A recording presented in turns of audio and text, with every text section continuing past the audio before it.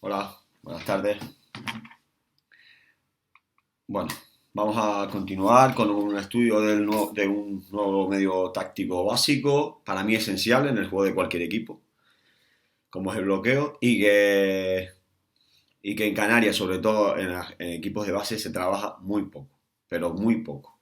Hay equipos a nivel infantil o cadete, incluso juvenil, en el que el bloqueo no aparece por ningún lado.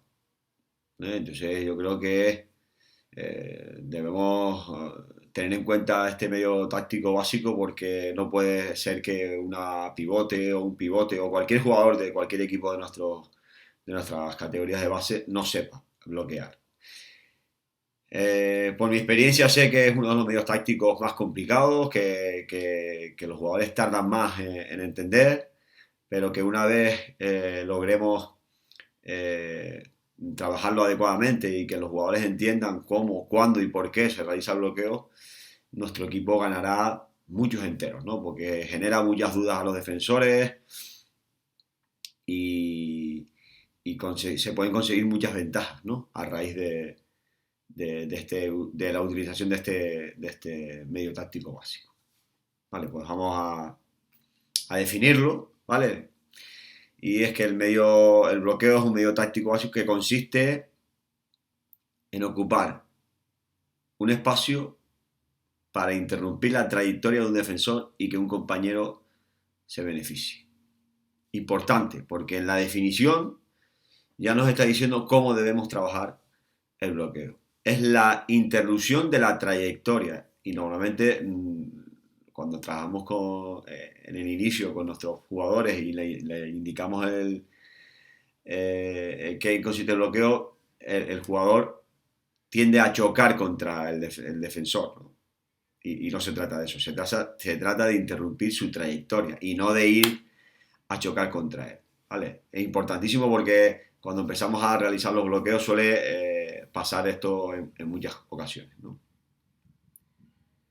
Hay que hacerlo de forma reglamentaria, no incurrir en faltas en ataque. Después diremos cómo debe hacerse, pero ya sabemos, por ejemplo, que no se puede utilizar las manos, que no se puede utilizar el culo para bloquear, ¿vale? No se puede empujar, no es una cuestión de empujar, sino de que el defensor choque contra el atacante. El defensor debe de ser quien choque con el atacante, lo que hemos hablado, ¿no?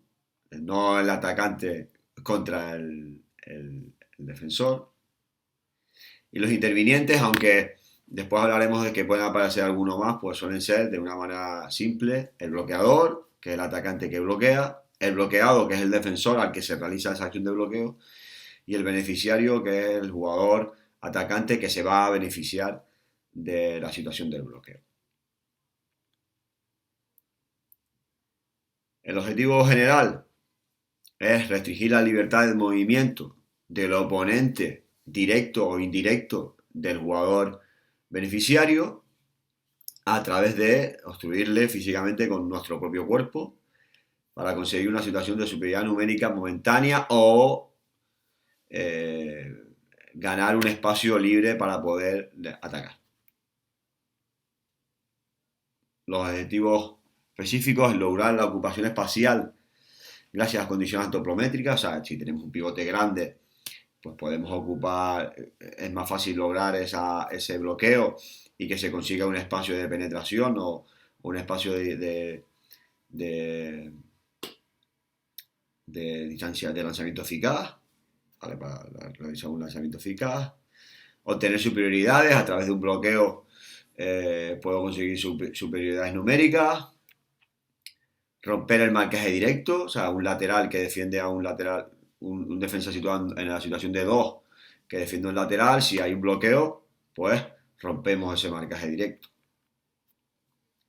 Romper un marcaje directo en proximidad, cuando hay una defensa mixta, por ejemplo, a un jugador con gran calidad de lanzamiento, por ejemplo, pues ese bloqueo lo que vamos a conseguir es romper ese marcaje, digamos, en proximidad y en profundidad. conseguir zonas libres de profundidad. Si yo consigo bloquear perfectamente, pues podemos lograr que el beneficiario penetre hasta la línea de los 6 metros.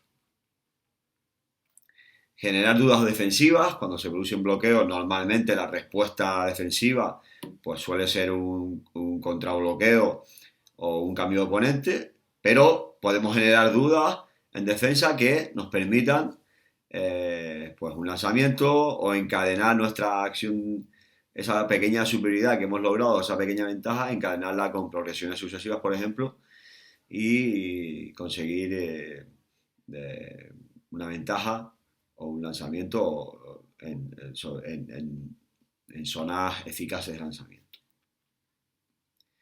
O generar una densidad defensiva en una zona del campo, por ejemplo en el lateral izquierdo, a partir de un bloqueo generamos que hay allí mucha densidad de jugadores, tanto atacantes como defensores, y al jugar el balón hacia la otra zona del campo, nuestros jugadores atacantes se van a encontrar con situaciones de amplitud, con defensores directos pero con mayor amplitud o con mayores espacios libres para poder fintar o para poder encadenar con otras acciones. Los protagonistas, ya lo dije antes, ¿no? El bloqueador, que es quien realiza el bloqueo, el beneficiario, el jugador atacante que se va a beneficiar de ese bloqueo, el bloqueado, que es el defensor al que vamos a bloquear, al que vamos a impedir que realice la trayectoria deseada, el colaborador directo defensivo, que es aquel defensor colindante normalmente con el bloqueado, que va a responder ante ese bloqueo, el colaborador directo ofensivo. Los bloqueos pueden realizarse sin balón, tanto por el bloqueador como por el beneficiario. Entonces hay otro jugador atacante que es el que pasa el balón después de que se realiza ese bloqueo. Y un segundo bloqueador. Hemos hablado de que siempre hablamos de un bloqueador, pero veremos después en los tipos de bloqueos, en la tipología, cómo pueden haber dos jugadores bloqueadores. La tipología. Aquí, vista todos los libros y toda la teoría que he podido recopilar sobre este asunto, bueno, hay numerosos tipos de clasificaciones, pero nosotros vamos a hacer muy parecida a cómo se hace con los porteros, ¿no? Cuando uno trabaja con los porteros, por ejemplo, nosotros trabajamos por fases, ¿no? Una fase previa al lanzamiento, que es el movimiento y toda aquella técnica del portero antes de que el balón salga de la mano del jugador que va a lanzar.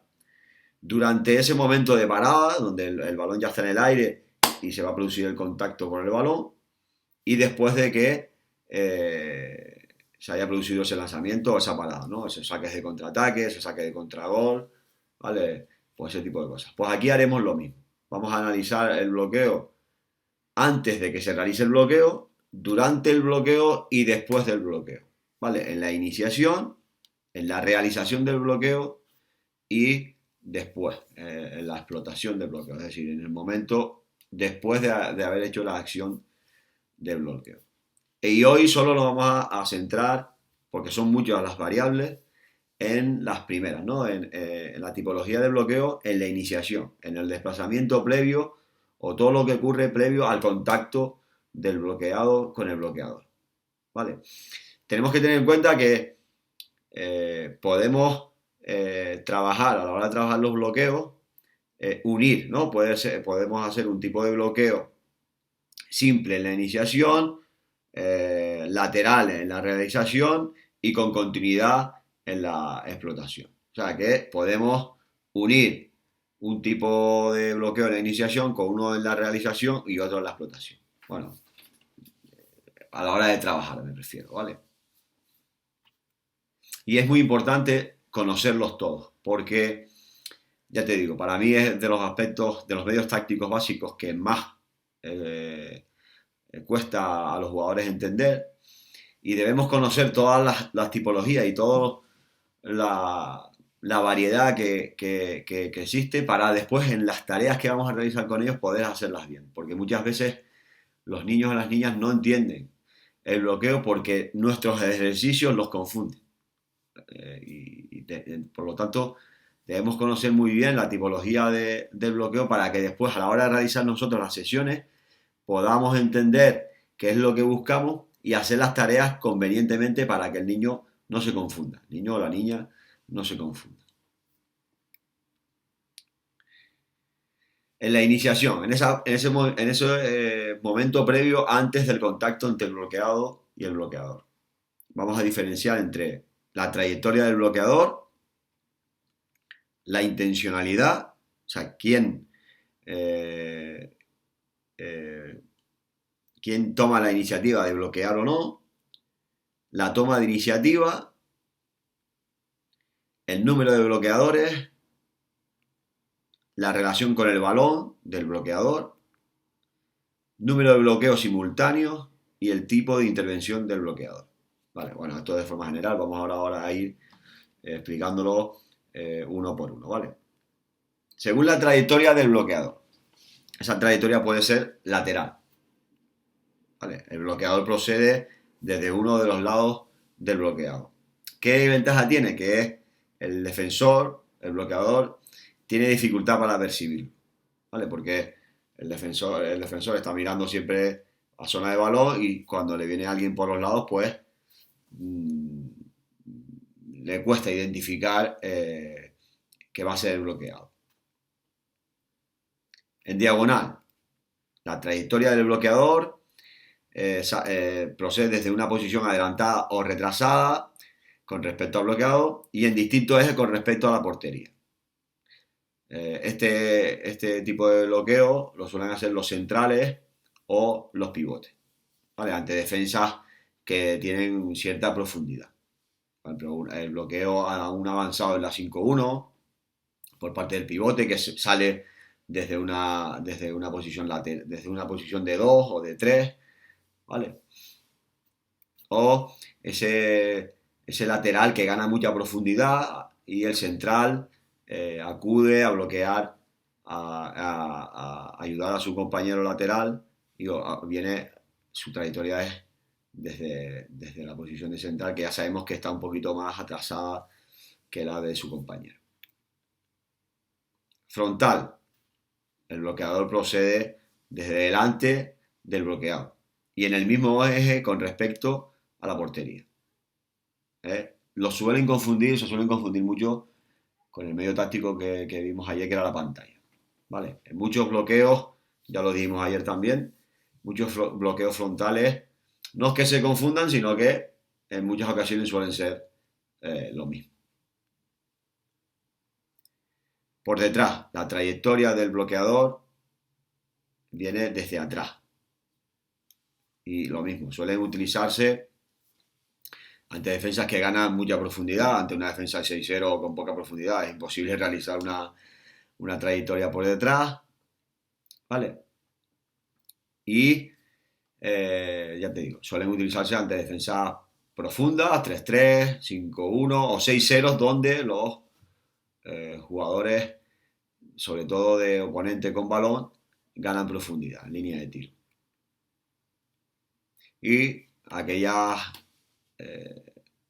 trayectorias que son inexistentes. El bloqueador está quieto y simplemente lo que tiene que hacer es interrumpir la trayectoria del bloqueado que viene hacia su zona, vamos. O sea, él no hace ningún tipo de trayectoria, sino que simplemente bloquea porque el defensor viene directamente hacia su zona de actuación, ¿no? Bueno, según la intencionalidad del bloqueo, suele ser premeditado, son las más habituales, y son aquellas en las que existe una trayectoria previa del bloqueador. O sea, el pivote, normalmente hablamos de bloqueo, cuando se habla de bloqueo, siempre pensamos en el pivote, pero un bloqueo lo puede hacer cualquier jugador, ¿vale? Pero bueno, normalmente es el bloqueo y se dice que es premeditado porque hay una trayectoria previa del jugador que va a realizar, del jugador bloqueador, ¿no? Que va a realizar el bloqueo. Entonces, si hay una trayectoria previa, supuestamente es porque ya está pactado que se va a realizar un bloqueo.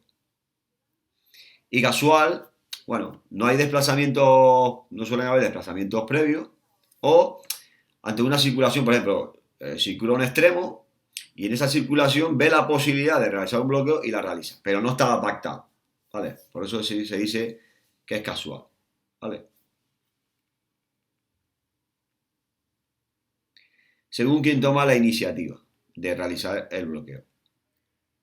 El bloqueo habitual, la iniciativa la toma el bloqueador, ¿vale?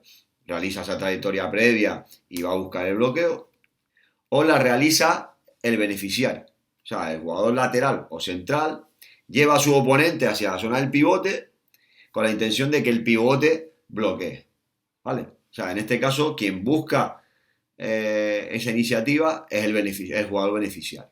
O sea, desplaza a su oponente, lo fija hacia un lado o hacia otro, sobre todo hacia la zona donde está el bloqueador, para que éste se dé cuenta y bloquee.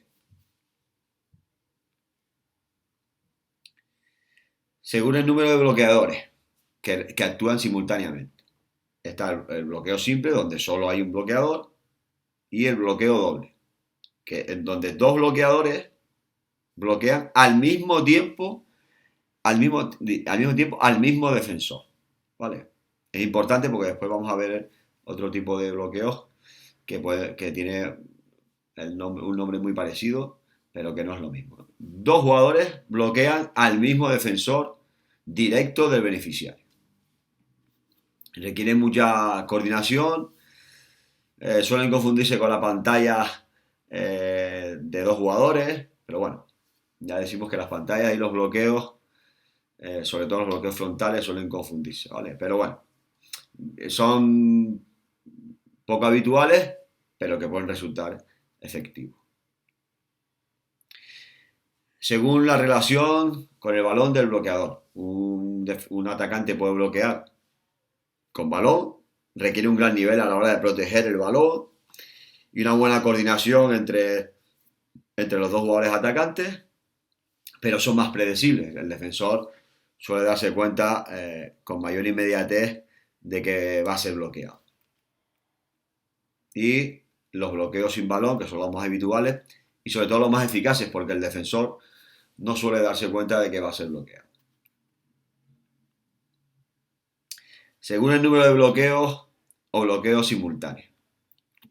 Pueden ser simples, donde solo hay un bloqueador y un bloqueado, o doble bloqueo. Participan dos bloqueadores sobre dos defensores bloqueados distintos. ¿Vale? Es decir, una situación donde el atacante lateral izquierdo inicia su ataque, un pivote bloquea a su oponente directo de manera lateral y el central, por ejemplo, bloquea de manera frontal al otro central defensivo. ¿Vale? No están bloqueando al mismo defensor, pero lo están haciendo de manera simultánea. ¿Vale? También es poco habitual, pero si se trabaja bien y se coordina bien, pueden ser bastante eficaces.